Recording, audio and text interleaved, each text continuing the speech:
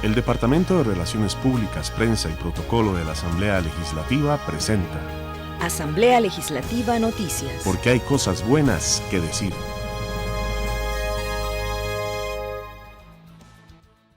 Comisión de Pensiones acoge texto presentado por gremios para abordar el tema del Poder Judicial. Diputados podrían perder credencial si violan el principio de probidad. Cuestionan a jerarcas del ICE y Fuerza y Luz por altos costos de proyectos y electricidad. Solicitan destitución de viceministra de la Presidencia, Ana Gabriel Zúñiga. Vamos al detalle de las informaciones. La totalidad de los integrantes de la Comisión de Control del Ingreso y Gasto Público de la Asamblea Legislativa presentaron un informe en el que solicitan la inmediata destitución de la actual viceministra de la Presidencia, Ana Gabriel Zúñiga.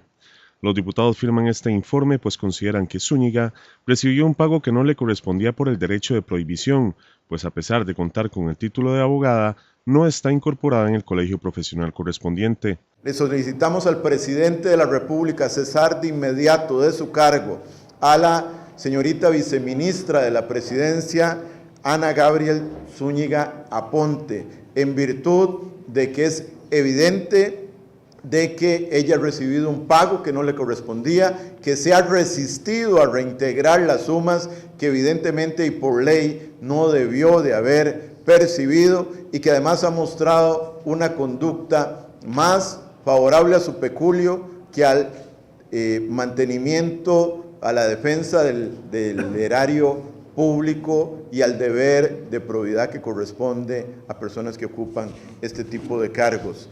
Una mayoría de 8 miembros de la comisión recomienda también remover de su cargo en la junta directiva del BAMBI a Ana Cristina Trejo Zúñiga por carecer de idoneidad para el desempeño del cargo, ya que ha sido reconocido que no tiene formación en banca y finanzas y que además, en virtud de haber recibido el pago de manera irregular, como se evidenció, no tiene las condiciones de idoneidad para poderse mantener ahí.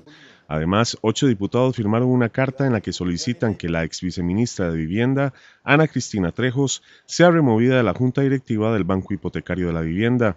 Trejos en su momento también recibió el pago de prohibición sin cumplir requisitos, pero canceló la suma devengada. Además, Ana Cristina Trejos es hija de Arnoldo Trejos Dobles, gerente general de la subsidiaria de seguros del conglomerado financiero del Banco Crédito Agrícola de Cartago, que es una entidad autorizada por el BAMBI. Esta relación está prohibida en la Ley del Sistema Financiero Nacional y creación del banco. Los legisladores de la Comisión de Control de Ingreso y Gasto Público cuestionaron a Manuel Obregón, jerarca del ICE, y Víctor Solís de la Compañía Nacional de Fuerza y Luz por el costo y competitividad de los proyectos hidroeléctricos y su impacto en el costo de la electricidad. Obregón afirmó que los proyectos son rentables y tienen una vida útil de 40 años y en cuanto al costo de la tarifa eléctrica afirmó que mantienen el compromiso asumido al inicio del gobierno. Hemos analizado en detalle los costos de construcción, los hemos visto con consultores y la conclusión nuestra es que los costos son costos competitivos, costos razonables que son los necesarios para tener obras que nos garanticen a nosotros la permanencia a través del tiempo. En la parte de tarifas, aquí está el compromiso que estableció el ICE en julio del 2014 de 91 colones por kilovatio hora para un usuario de 200 kilovatios hora por mes. Y si pueden ver ustedes, la tarifa nosotros nos habíamos comprometido por 18 meses, después la prolongamos 12 meses más y ahora todavía estamos con una tarifa que es inferior a la tarifa que había en ese año. Los legisladores criticaron los datos defendidos por Obregón debido a que, según la Cámara de Industrias, Costa Rica es de los países con mayor costo en la electricidad en América Latina.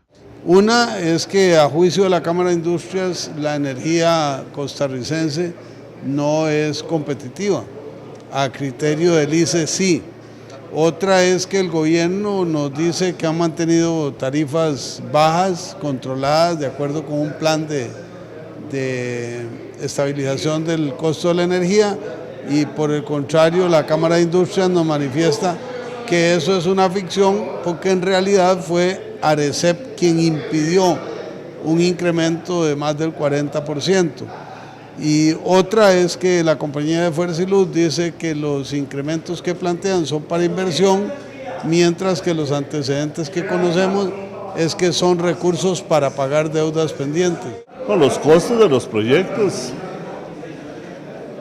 la incidencia en las tarifas para el usuario final, ¿verdad? Proyectos como Reventazón, que es una joya arquitectónica, pero ¿a qué precio este país está pagando esas joyas arquitectónicas, verdad? Entonces me parece a mí que sí, queda claro que esconden mucha información. Los legisladores reaccionaron preocupados luego de que Obregón manifestó que entre 6 y 8 kilómetros de la línea férrea entre Turrialba y Siquirres quedó inundada tras la construcción de la represa hidroeléctrica Reventazón. Reventazón inundó aproximadamente entre 6 y 8 kilómetros de línea férrea. Dejando prácticamente imposibilitado ya el tren entre Turrialba y Dejando exactamente que era un proyecto vital. Usted podía darle vida a toda esta región si usted habilitaba el tren de carga para llegar a ATM Terminals.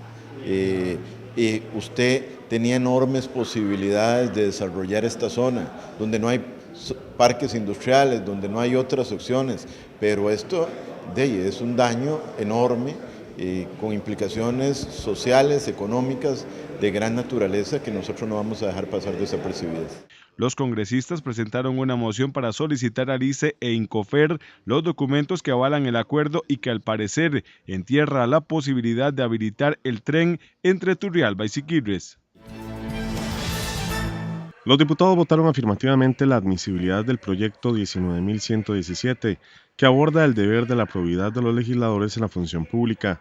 Esta iniciativa reforma el artículo 112 de la Constitución Política y establece la posibilidad de que un diputado pierda su credencial ante la violación de la probidad en la función pública, es decir, en el caso que se le compruebe una falta ética.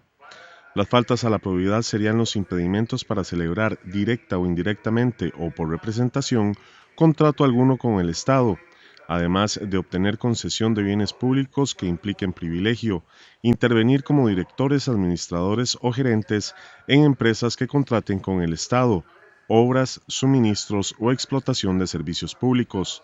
Para realizar este trámite se requiere una ley. El proyecto de ley establece que hay que crear una ley, o sea, todavía falta hacer la ley. Una vez que esté aprobada la reforma constitucional con todo ese proceso que describía, tiene que hacerse la ley, porque el proyecto dice la ley determinará los detalles. Entonces estamos muy lejos de que esto entre en vigencia y mientras tanto seguimos disfrutando de una inmunidad que no disfruta usted como funcionario legislativo, ni ninguno de los 305,000 empleados públicos, de una impunidad, perdón, y eso es vergonzoso, ha sido vergonzoso y es penoso que sea a estas horas, cuando ya es imposible que entre en vigencia para nosotros el que lo aprobemos. Para el estudio del proyecto se instauró una comisión que estará integrada por los legisladores Marcela Guerrero Campos, Otón Solís Fallas, Gerardo Vargas Varela, Rafael Ortiz Fábrega, Rosibel Ramos Madrigal, Patricia Mora Castellanos, Ronnie Monge Salas, Sandra Pisk Feinsilberg y Otto Guevara Gut. La Comisión de Pensiones sesionó y aprobó retomar el texto que venían discutiendo de los gremios para reformar el régimen de pensiones de la Corte Suprema de Justicia.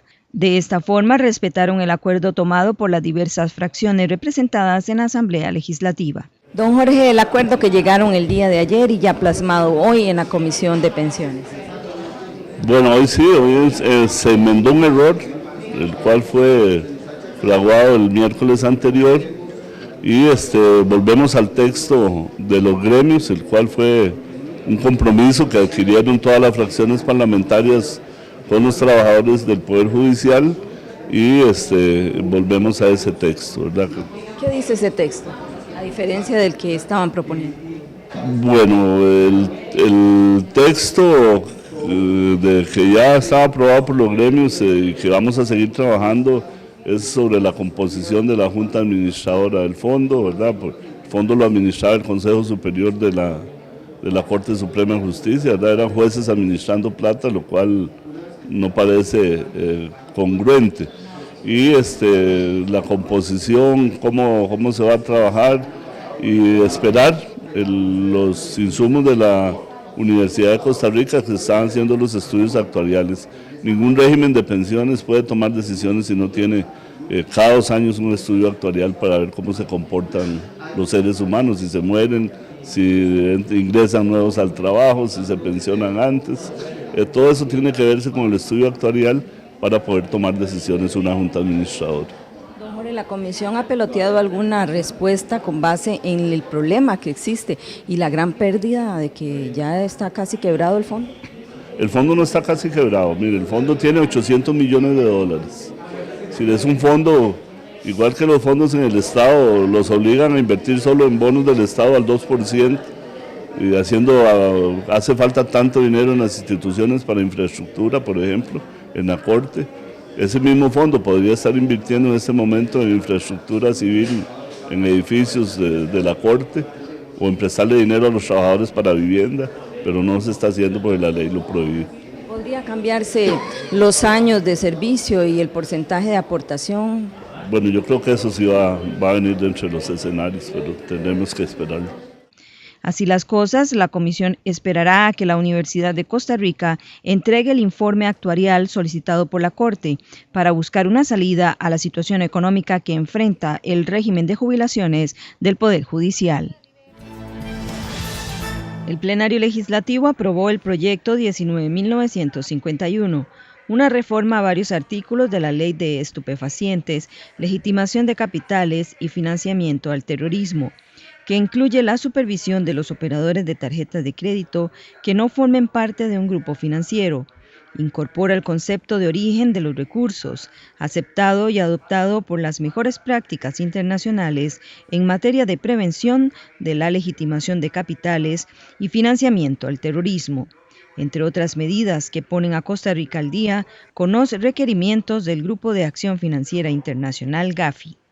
El proyecto de ley incluye un nuevo artículo que convertiría a Costa Rica en el primer país a nivel mundial de contar con una plataforma tecnológica para unificar y simplificar la aplicación de la política Conozca a su cliente, en beneficio de los clientes de las entidades, las propias entidades y como un mecanismo que reforzará las labores de prevención y supervisión de la legitimación de capitales y financiamiento al terrorismo. También los diputados aprobaron el permiso de atraque y desembarque del buque de entrenamiento Kojima de la Academia de Guardacostas del Ministerio de Tierra, Infraestructura y Transporte del Gobierno de Japón. Esta embarcación realizará una escala en el puerto de Punta Arenas entre el 24 al 27 de mayo. El Departamento de Relaciones Públicas, Prensa y Protocolo de la Asamblea Legislativa presentó Asamblea Legislativa Noticias. Porque hay cosas buenas que decir. Si tiene alguna consulta sobre el Congreso, puede visitar el portal legislativo www.asamblea.go.cr. Además, puede seguir las transmisiones del plenario en dicha web a las 2:45 de la tarde de lunes a jueves. En YouTube somos Parlamento CR, en Facebook somos asamblea.legislativa.Costa Rica y en Twitter nos encuentra en @asambleacr.